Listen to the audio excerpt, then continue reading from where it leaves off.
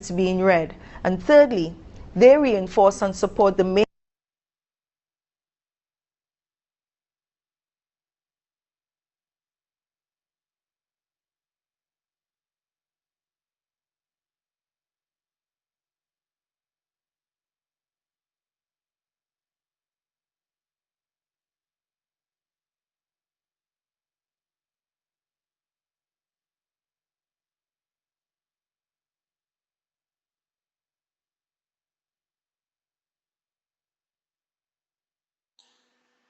I was unmuted again. All right, so I was saying that the transitional words make you send your summary sounds good, and it can also make it sound sloppy if you don't use it correctly. Now, when you're writing your summary, and let's say this sentence you started off by saying therefore, the next sentence don't use therefore again, and the next sentence don't use therefore again. It's gonna sound sloppy, and it's not showing your versatility and your vocabulary. All right, so learn a little bit more transitional words. It's good that you're using at least one, but try to use at least three transitional words. Clear?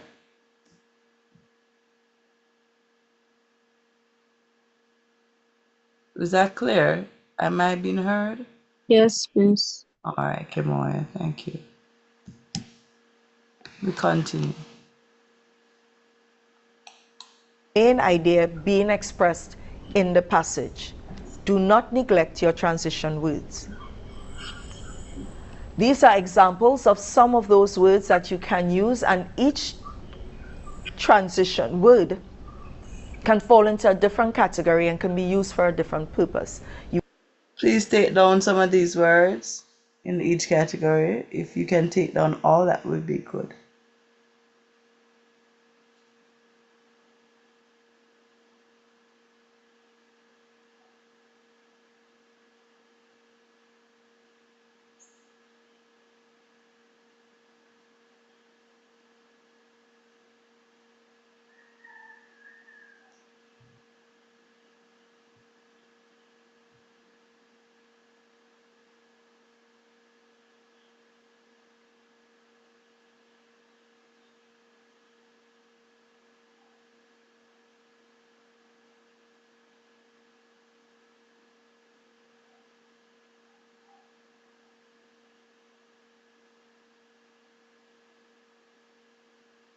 Let me know when you're through.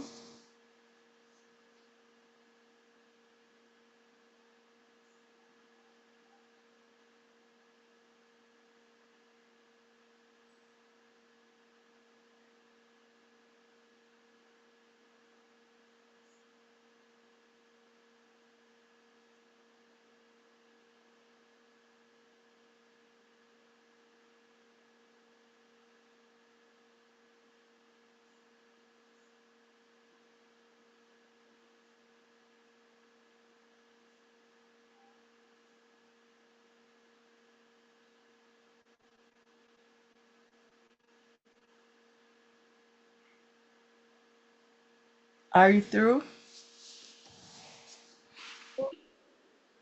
Okay.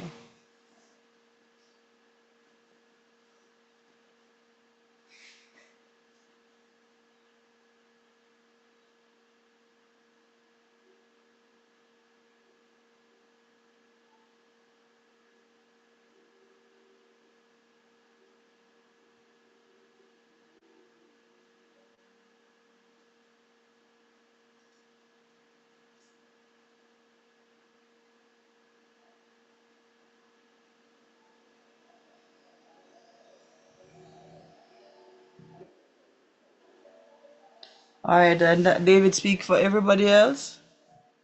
Anybody else write in? I'm still writing, miss. Kemisha write in. I think Kemisha missed this class, you know. Miss? Were you there the first time we were doing this?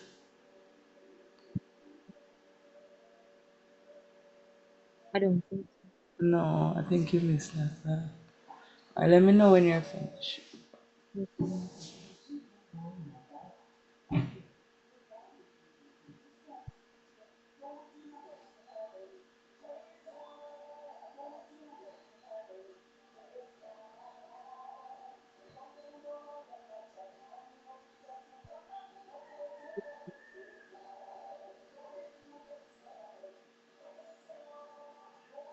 Okay, miss.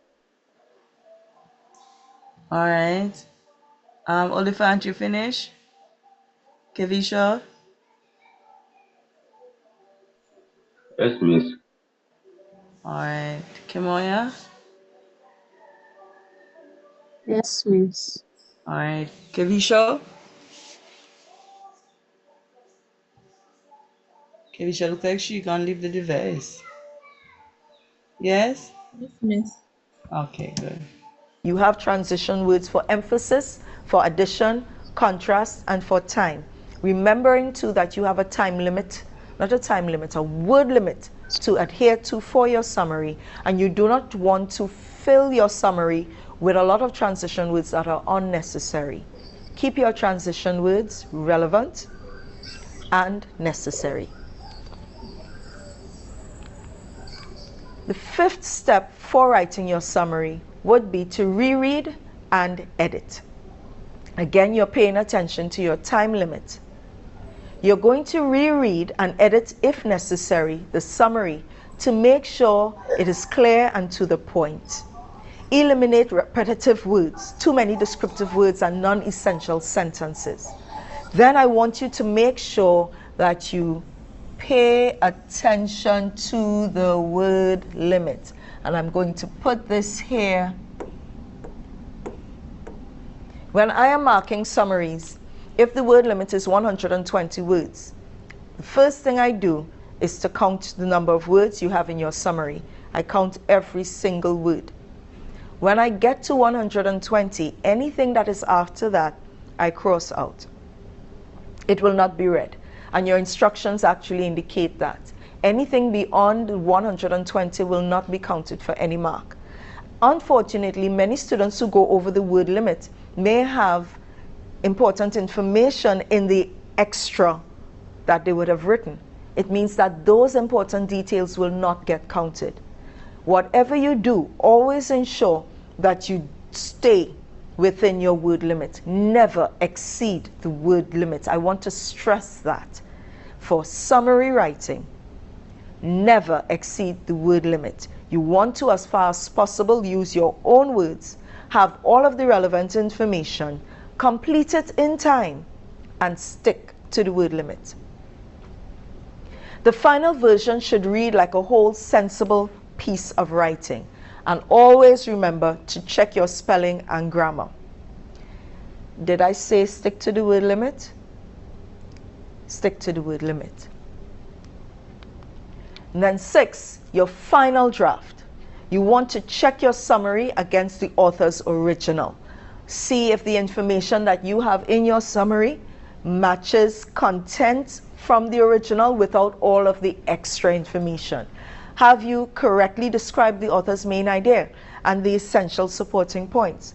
And you want to make any necessary adjustments or changes to your summary. This is your final draft, and you want to be able to have this ready to be submitted and graded and marked. So we want to take a look at how you go about doing this, and we're going to do some more detail. I want to encourage you, even from now, in our next class, we're going to pay attention to really how we develop this for summary writing. So let's look at some practice and how you can go about doing a summary for your CSEC exams. Your instructions. Section A, because your summary is always at the beginning of the exam, it is section A of the 4-part exam. Question 1. Suggested time 35 minutes for a total of 30 marks. Read the following extract carefully and then write a summary of it in not more than 120 words and, as far as possible, in your own words. Your summary must be in continuous prose and in paragraph form. If this limit is exceeded, only the first 120 words of your answer will be read and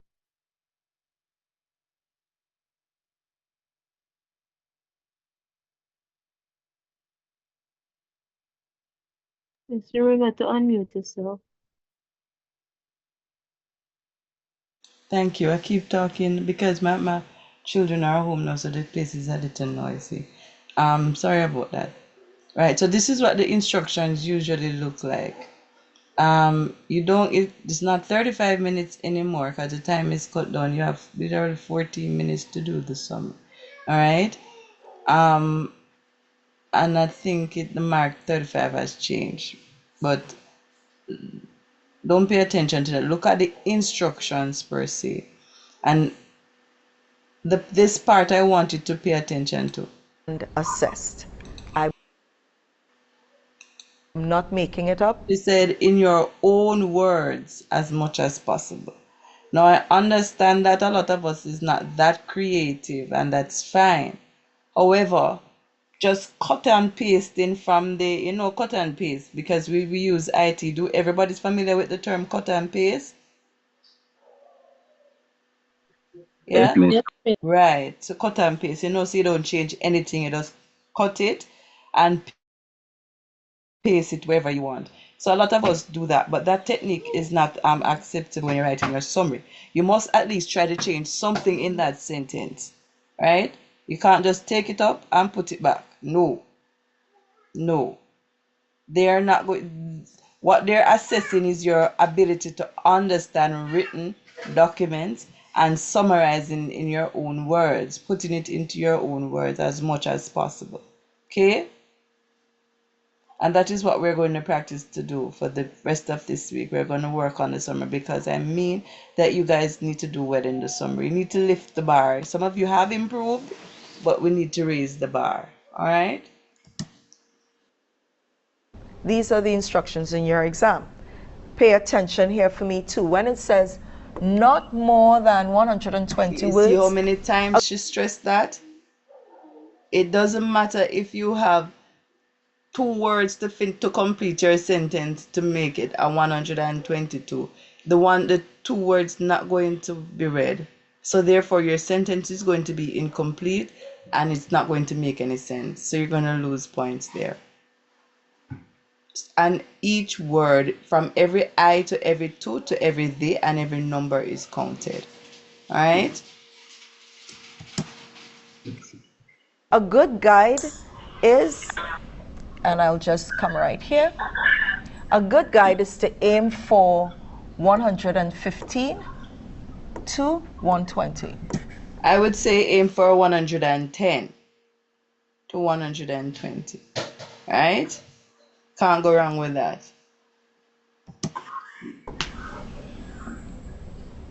Because in the same breath, while we're saying do not go over the word limit, you do not want to be too far below the word limit.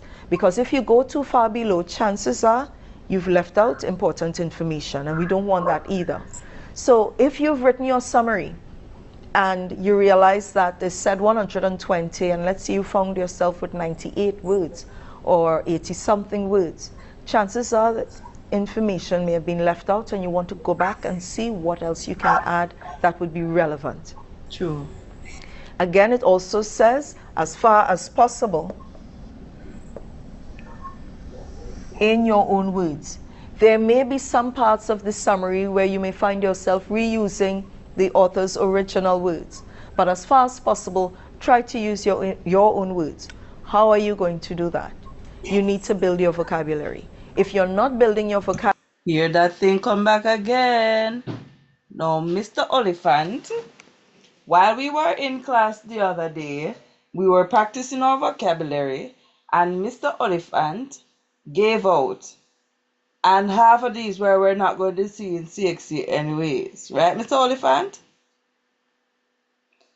Mr. Oliphant? Yes, miss.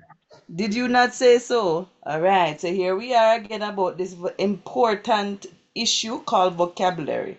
Now, most of us, if you would be honest with yourselves, most of us, the challenge that we're having is understanding the passage given to us. Why? We're not understanding because there are words in there that we don't know.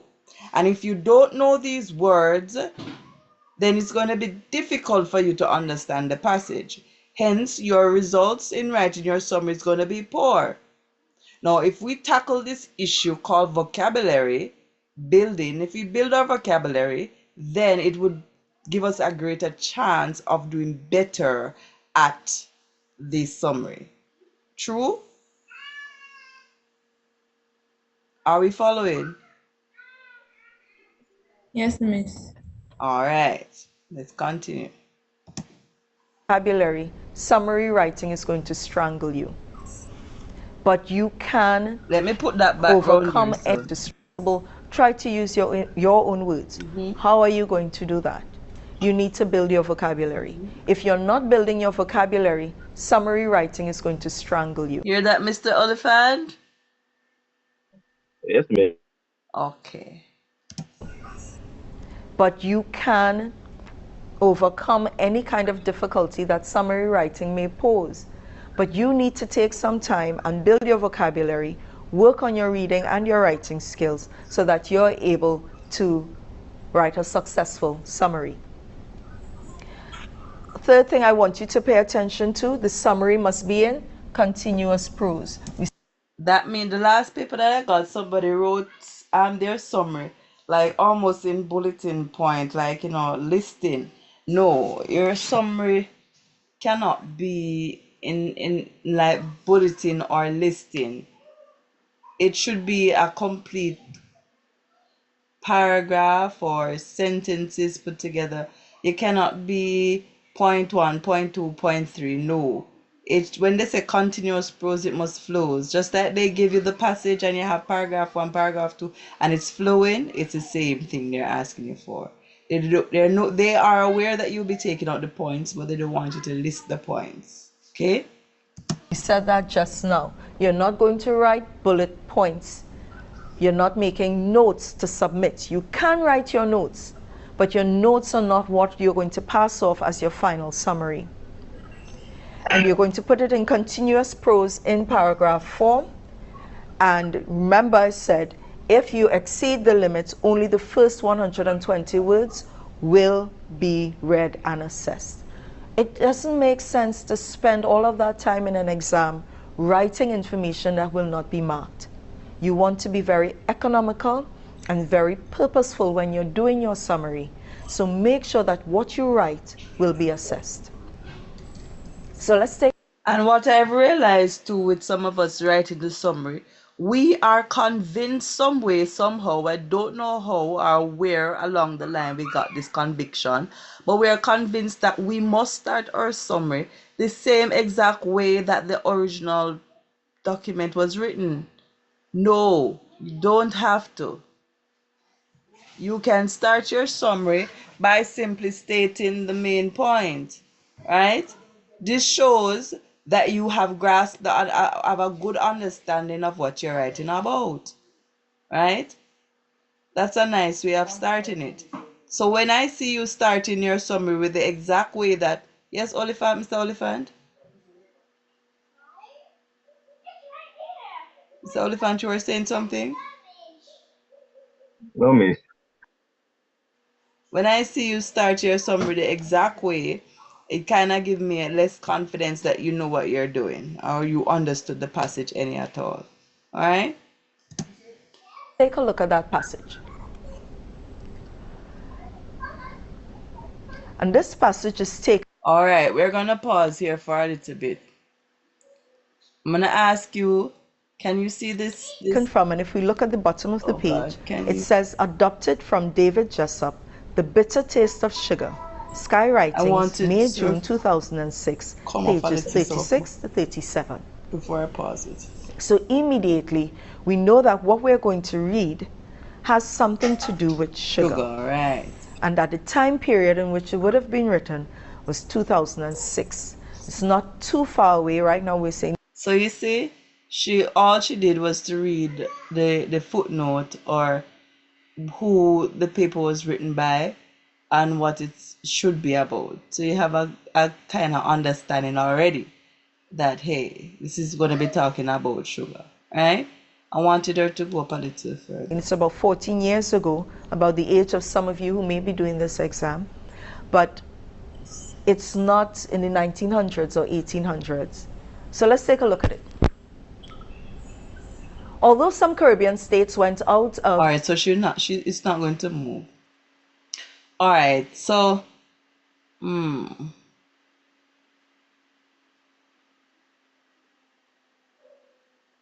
From the era that says more recently, some sugar industries in the Caribbean have proved unviable as much larger global producers such as Brazil and Australia have begun to export and world market prices have declined. In response, in some of the region's economies, newer industries such as tourism have been enabled Caribbean economies to diversify. Now, based on what I just read, anybody can tell me what they understand from that? I started from more recently to diversify. Anybody, what do you understand from what I just read? Just that part alone. That was today is more recently, so that give you an update right there, so Say that again. it's Kamisha, turn up my volume because I didn't hear you. Go more again.